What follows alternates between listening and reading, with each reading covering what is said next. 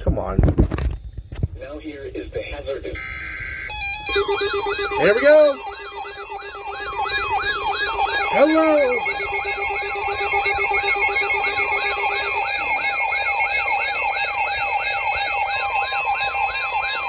Hello, LSX. The National Weather Service in St. Louis has issued a flood warning for the Kaskaskia River at Vandalia from this evening to Thursday afternoon. At 2 p.m. Oh, Sunday, shit. the stage was 15.5 feet. Stupid. Flood stage is 18.0 feet. Minor flooding is forecast.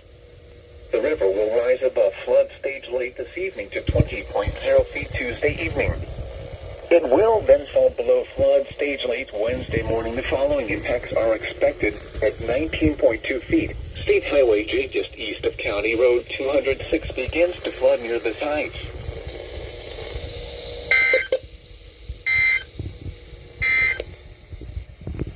Hi, LSX. How you doing?